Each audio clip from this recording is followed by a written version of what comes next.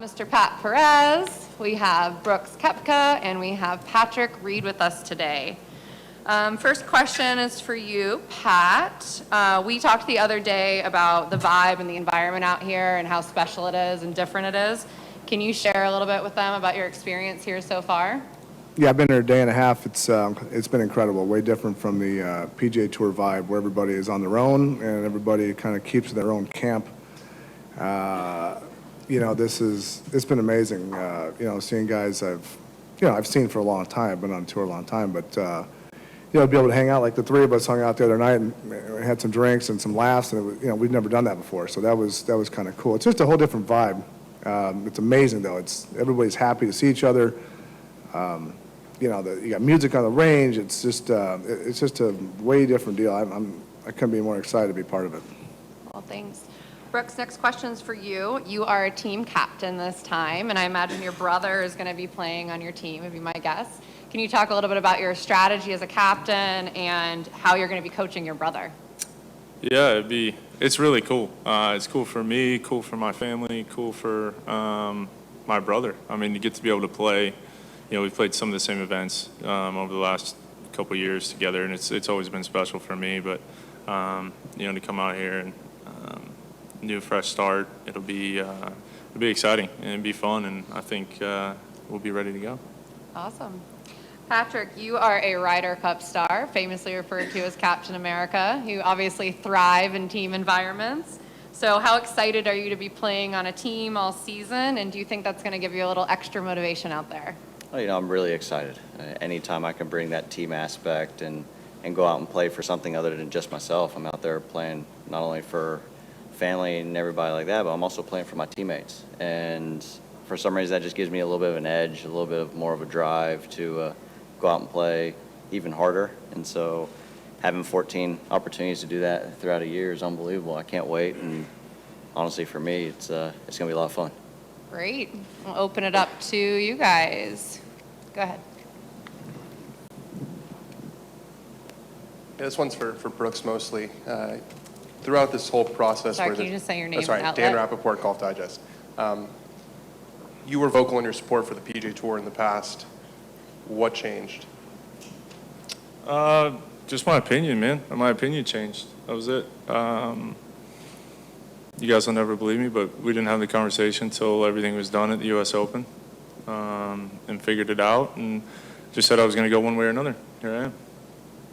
Were the facts of the decision change, or what changed from when you said that PGA Tour, you were happy on the PGA Tour, to now? Like I said, opinions change, and I feel very comfortable with the decision I made. I'm happy, and I did what's best for me. Dylan.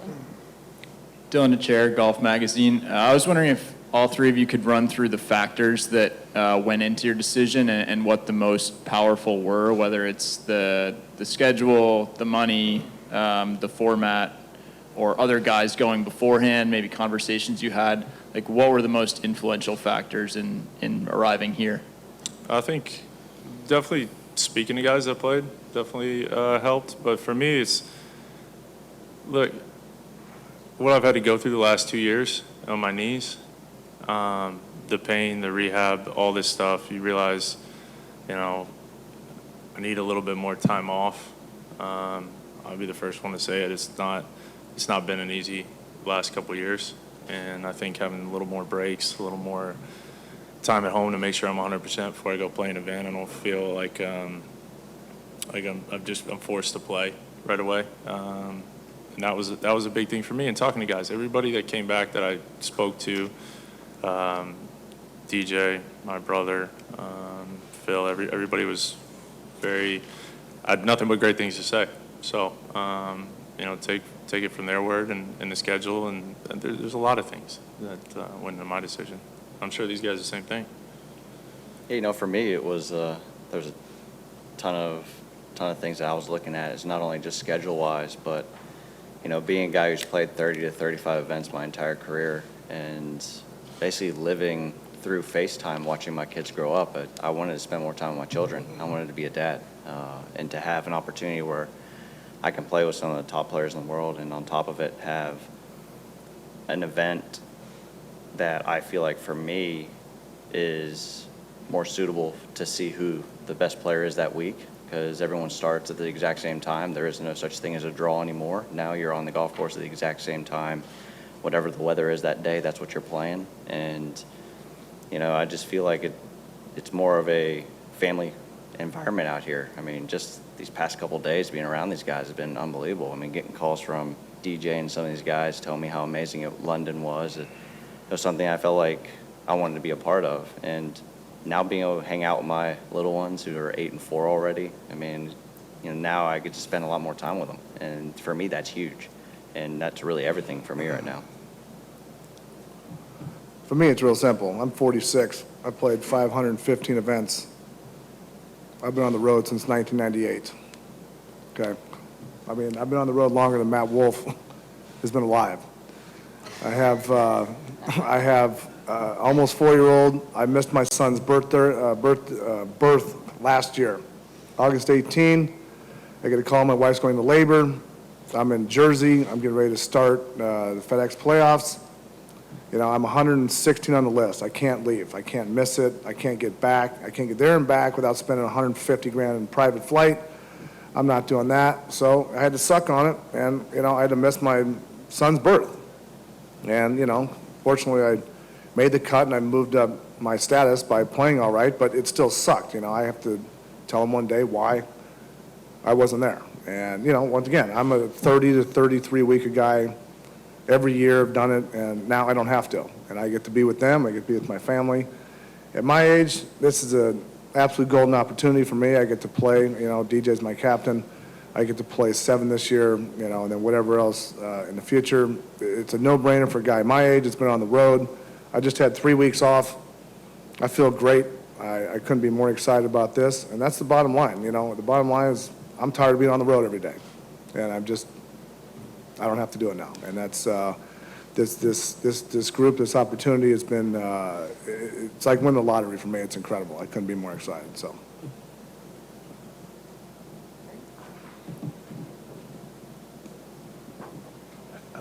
Tom D'Angelo from the Palm Beach Post. Brooks, what was your reaction? What did you think when Rory? What is it? I can't hear What you. was your reaction? What did you think when Rory basically said that, you know, that you went back on your word, that he used the word duplicitous? Look, I got respect for Rory as a player. He's good. He's phenomenal. I'll be honest with you, I didn't see it. I didn't hear about it till basically like a day ago. So, look, he's entitled to his opinion. He can think whatever he wants. He's going to do what's best for him and his family. I'm going to do what's best for me and my family. And can't hate on anybody for that. And like I said, opinions change, man. Mike? Mike McAllister with LIV Golf. Brooks, you've made 40-something starts since 2020. Do you know how many of those you actually felt 100%? And with this schedule, will you change your approach to working out or anything like that? No, I still have the same approach. I still got the same, I guess, the days are the same. I mean, still go to the gym, still come out here, still play, do everything I need to do.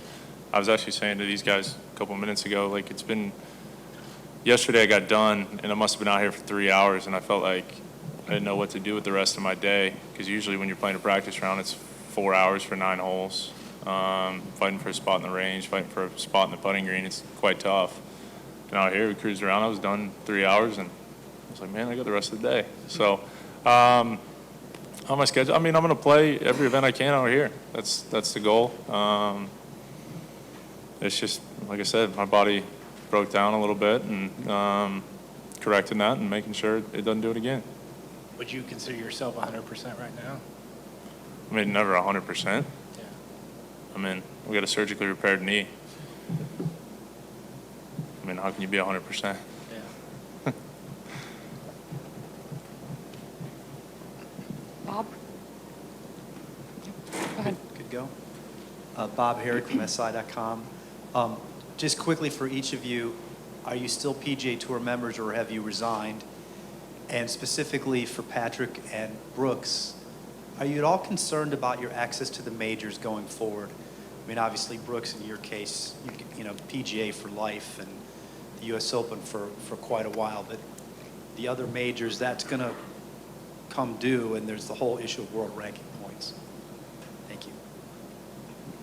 I mean, really, yes, I have resigned from the PGA Tour, but when it comes out of the majors, they're obviously going to, you know, we don't really know where they all stand, obviously, and I mean, being a past champion at Augusta and having a green jacket, I mean, I would think I'd be able to play there for the rest of my life. I mean, at the end of the day, that's going to be up to them, but for what I saw in London and how well this event was run, and for what I've seen just in the 2 or 3 days I've been here, and then also seeing how miraculously the purses now all of a sudden went skyrocketing back up on the PGA Tour, it just shows that they obviously believe that this is not only a true threat, but a great tour as well if they're going and copying what we're doing. So for me, you know, I believe when time comes that we'll have world ranking here. This is going to be a tour that's going to be around forever. And at the end of the day, you play well, you're in the big events.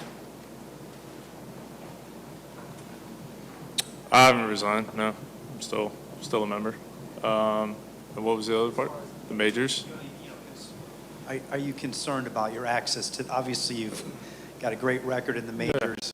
Are you concerned about your access to them a couple years down the road? If you play well anywhere in the world, you'll be just fine. You get into them.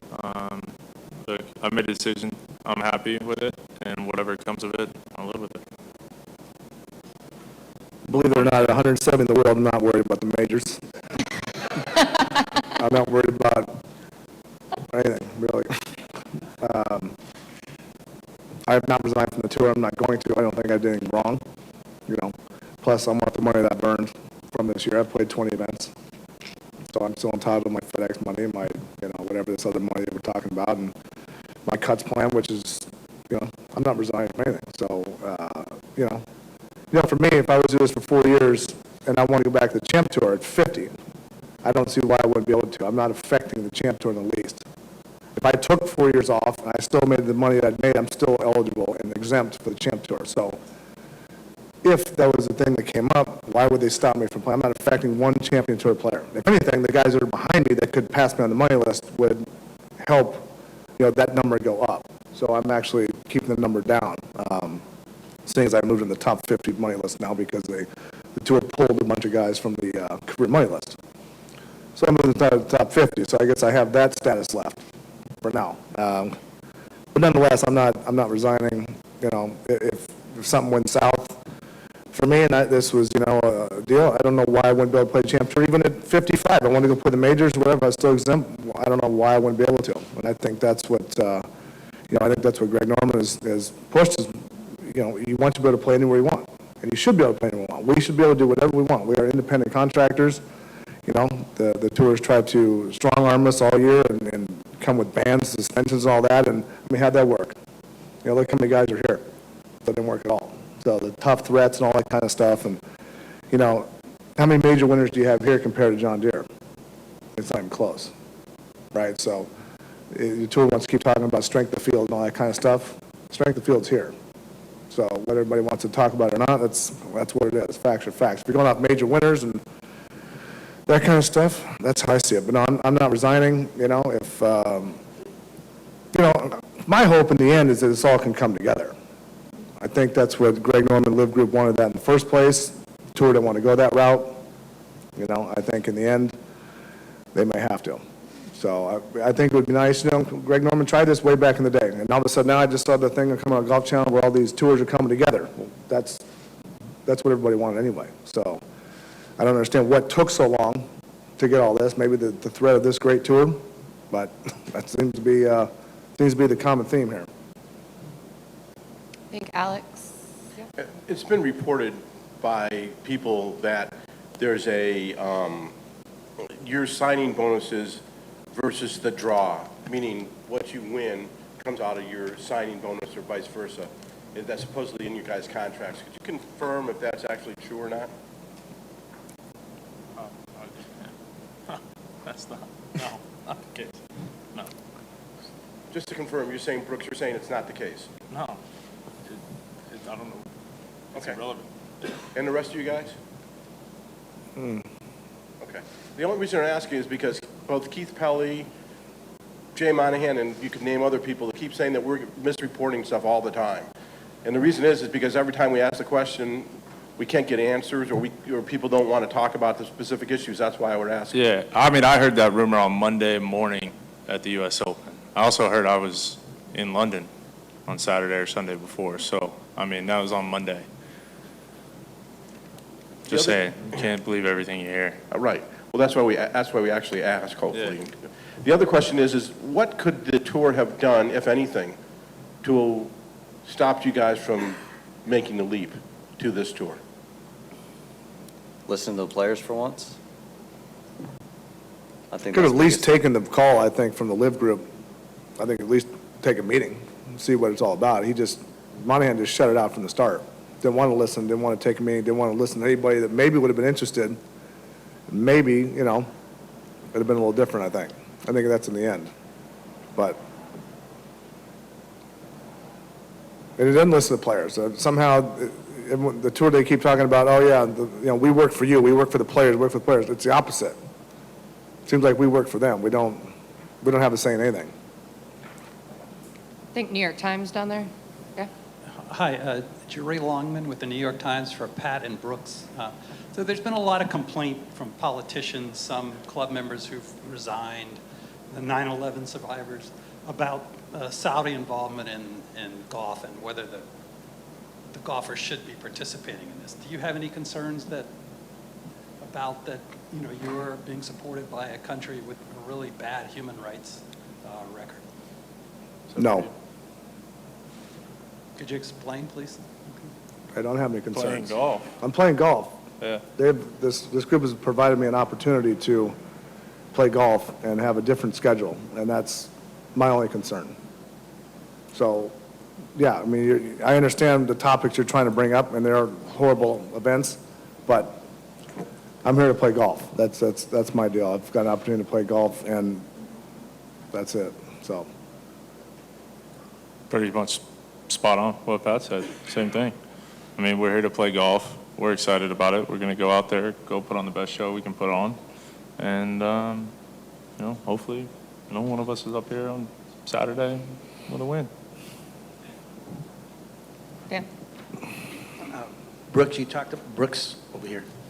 You said that your opinion changed. At what point, and you had the conversation after the U.S. Open, but at what point before that was, your brother going, Phil and DJ going, that you kind of started thinking about it and thought this would be, an alternative here?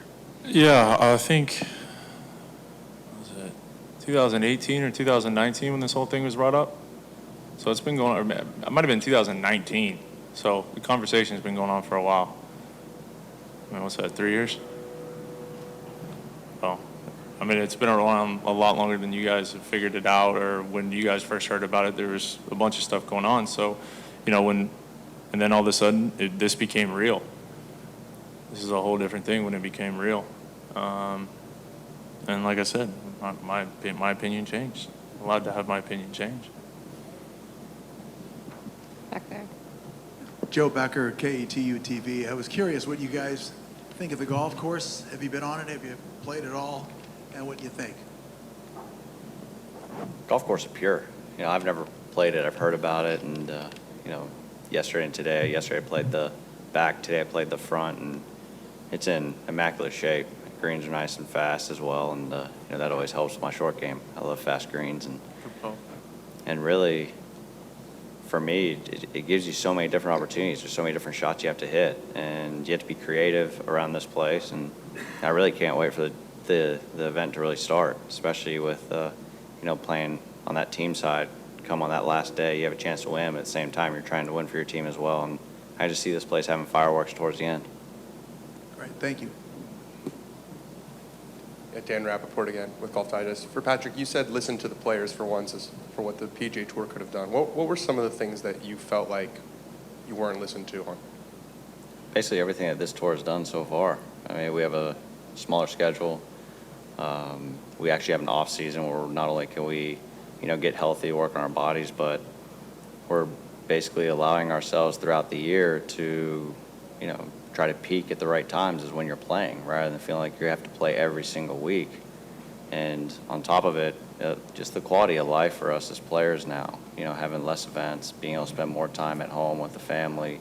If you have kids, being able to spend time with your children, and not sitting there and having to play 3-4 weeks in a row, then have a week off. And during that week off, you're preparing, trying to get ready for the next week. You're able to actually now set out a schedule, go out and put all you have in every single event. You're not having to conserve energy ever. You're out there, that 1 week, you're putting everything into it. And, on top of it, we're going out, and the reason why we're able to do that is because our purses are higher. We're able to play and sustain not only financially to, for your family, but also you're out there playing and being able to play harder. And I think that's the biggest thing for me. I'm able to play harder every single week rather than sit there and going, hey, I got 5 weeks coming up in a row, or I got 4 in a row.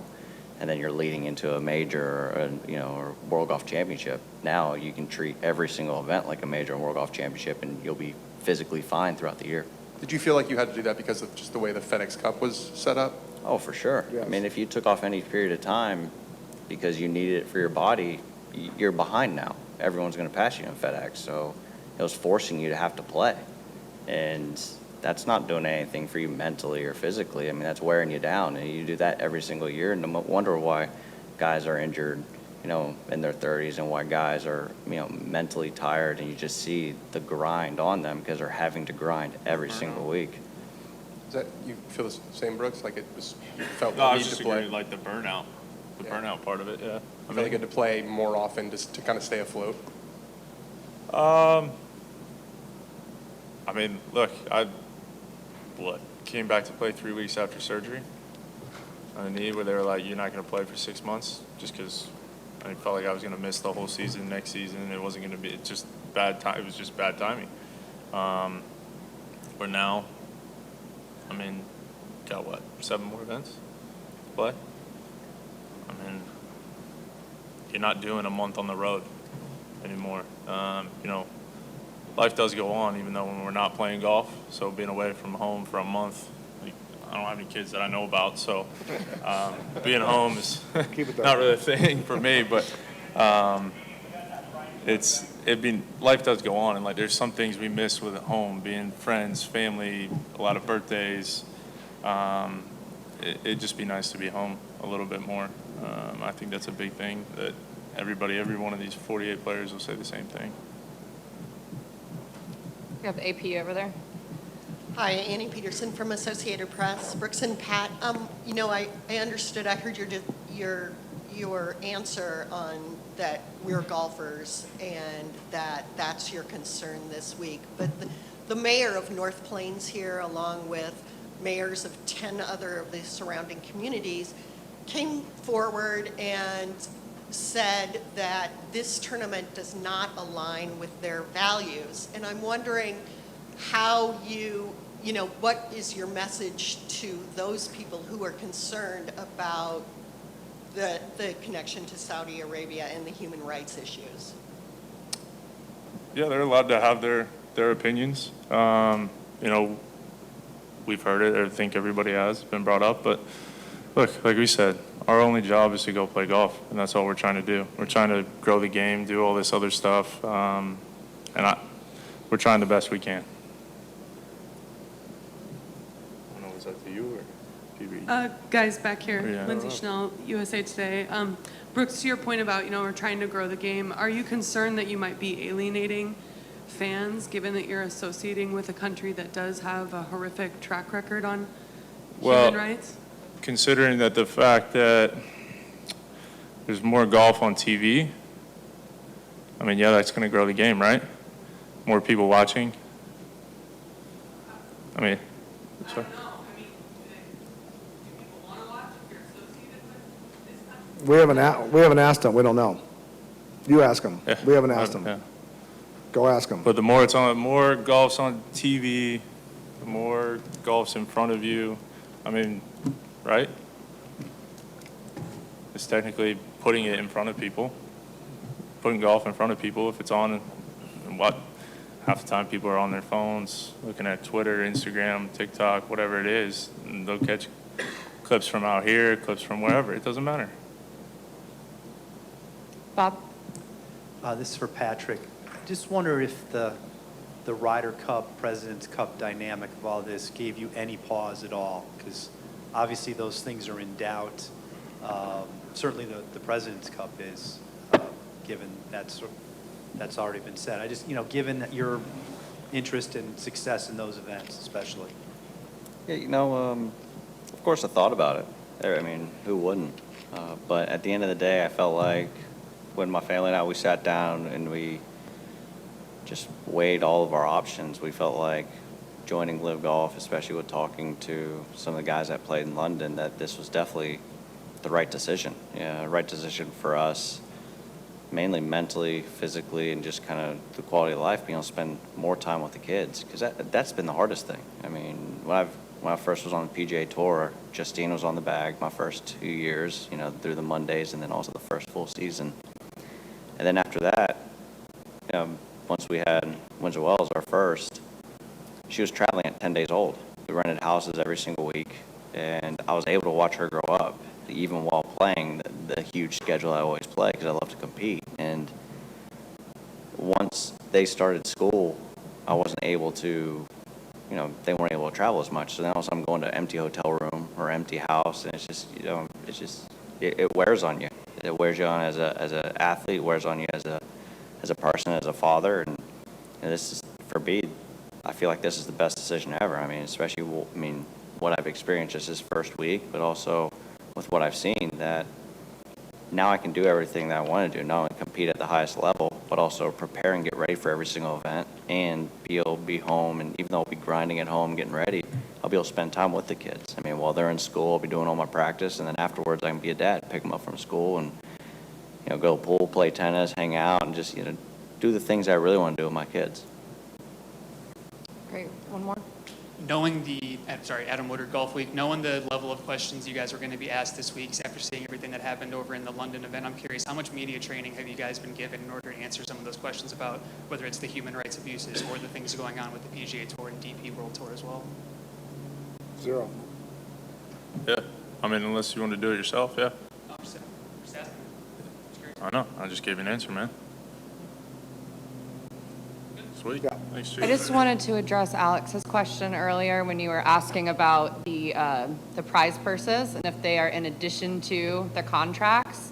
The prize purses are in addition to. There is no draw at LIV Golf on any finances, so That's whatever what, because Chambly was banging that drum the other day. so we just wanted to, on the record, It's actually good to it's in clarify that. addition to, and these guys, well, you guys have, this is your first event, but you should know that from your contracts. You can attest to it. Yep. Great. Thank you, guys. We'll be back tomorrow at 9 a.m. with Sergio Garcia, Martin Keimer, and Lee Westwood.